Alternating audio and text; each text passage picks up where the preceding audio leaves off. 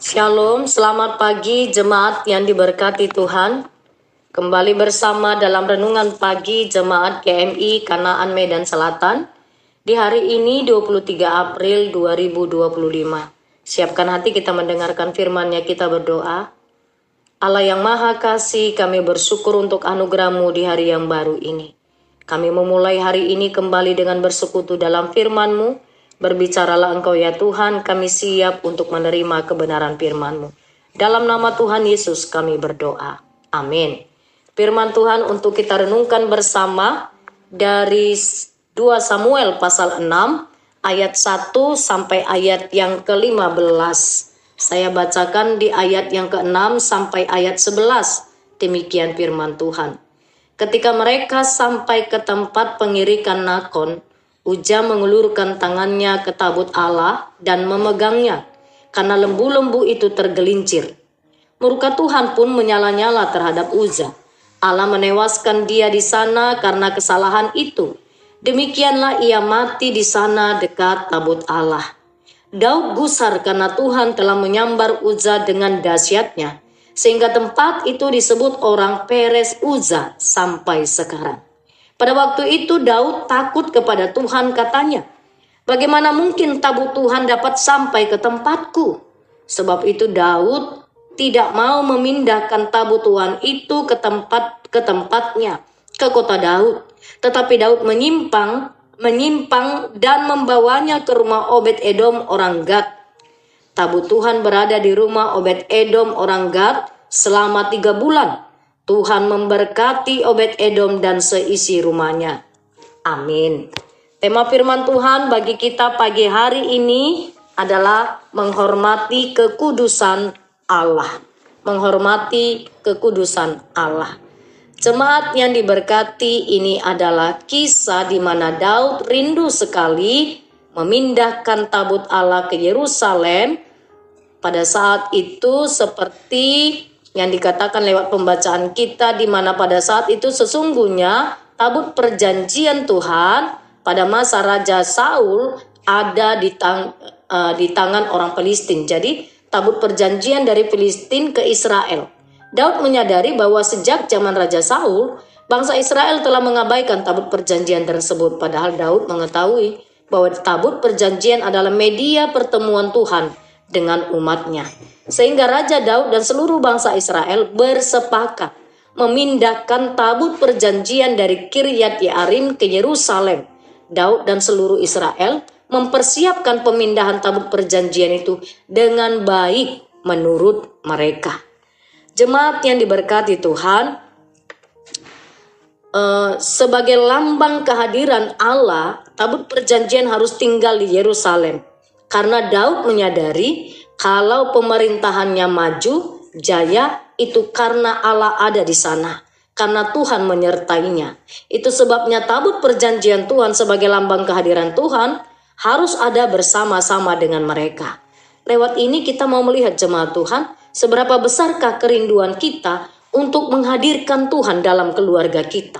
Menghadirkan Tuhan di tempat kerja kita. Menghadirkan Tuhan di gereja, di tempat pelayanan kita, di rumah tangga kita. Mari dalam konteks ini kita meneladani Daud dalam menghadirkan Tuhan dalam segala aspek kehidupan kita. Namun menarik sekali pada bagian ini, memindahkan tabut perjanjian itu mereka memerintahkan 2 orang anak dari Abinadab, yaitu Uza dan Ahyo, untuk mengawal gerobak pengangkut tabut perjanjian.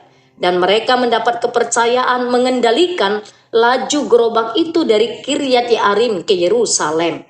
Namun pada saat itu arak-arakan pemindahan tabut perjanjian yang begitu meriah tiba-tiba saja berubah menjadi suasana yang mencekam. Ketika rombongan tersebut sampai ke tempat pengirikan, tadi kita sudah dengar, tiba-tiba lembu penarik gerobak tergelincir, lalu tabut perjanjian yang diangkat gerobak turut bergerak. Uza dengan spontan sebagai pengawal berada di samping gerobak bertindak cepat mengulurkan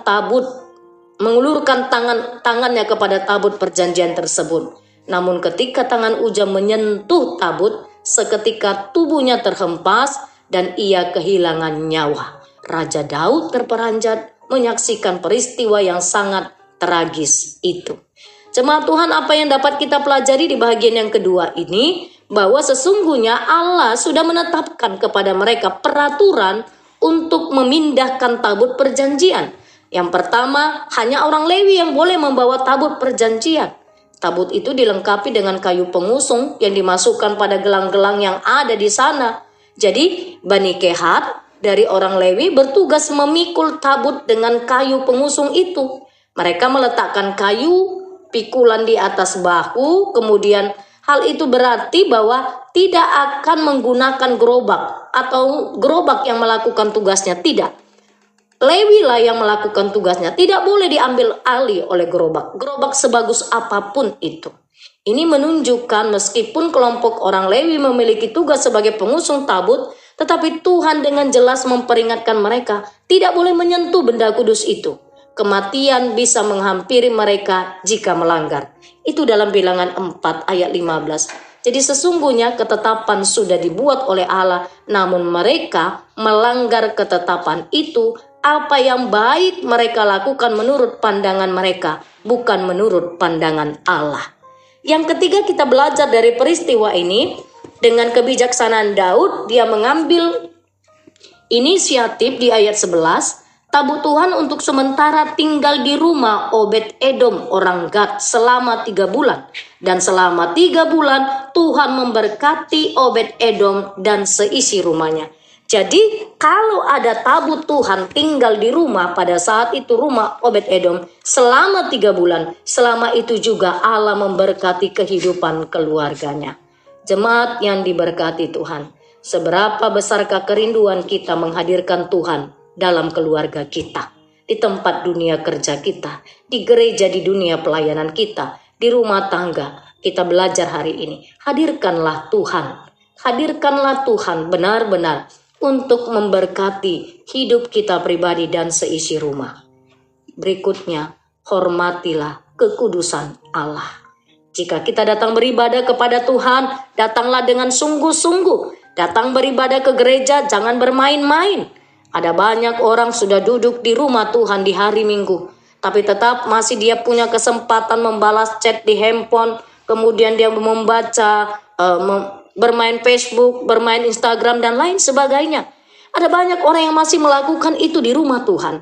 Hari ini kita belajar, mari menghormati kekudusan Allah. Jangan main-main, karena Allah punya cara sendiri untuk menunjukkan keadilannya. Amin, kita berdoa. Bapa Surgawi, terima kasih firman-Mu sudah kami dengarkan. Tolonglah kami menghidupi kebenaran firman-Mu, menghormati kekudusan Allah dimanapun kami berada. Materaikan firman-Mu sepanjang hari ini. Dan segala aktivitas kami serahkan kepadamu, Tuhan yang memimpin kami. Agar satu hari ini juga kami hidup berkemenangan di dalam Tuhan. Kami menyerahkan juga seluruh anak-anak kami sepanjang hari ini. Tuhan juga memberkati kehidupan mereka dan memelihara. Sehingga anak-anak kami Engkau berkati tumbuh kembangnya sehat, tumbuh kembangnya sempurna di dalam Tuhan. Engkau memberkati masa depannya, menjadi anak yang takut akan Tuhan. Pagi ini kami juga mau menyerahkan seluruh jemaat Tuhan yang mengalami kelemahan tubuh, yang sakit dirawat di rumah sakit maupun yang sedang berobat jalan. Tuhan berkati mereka, berkati makanan, minuman, obat yang dikonsumsi. Tuhan yang menjamah dan menyembuhkan mereka. Kami juga bersuka cita kalau hari ini ada jemaat Tuhan yang berulang tahun. Ada anak kami Arya RDC Litonga, hari ini genap berusia 1 tahun. Berkati anak kami Arya dalam tumbuh kembangnya, berkati kesehatannya, biarlah dia boleh bertumbuh dengan baik dan sempurna. Kami juga berdoa untuk Rise Pinondang Simbolon, hari ini genap berusia 38 tahun. Berkatilah kehidupannya, berikanlah kesehatan. Bertambah umur mereka, bertambah kebahagiaan, sukacita menjadi bahagian mereka. Terima kasih Bapa yang baik. Berkati pelayanan kami di GMI Kanaan Medan Selatan. Bapa, sekecil apapun bentuk pelayanan yang kami lakukan, biarlah itu menjadi sarana yang kami Tuhan berkati, menjadi kami bertumbuh bersama dalam kebenaran firman-Mu. Terpujilah Engkau, dalam nama Tuhan Yesus kami berdoa. Amin.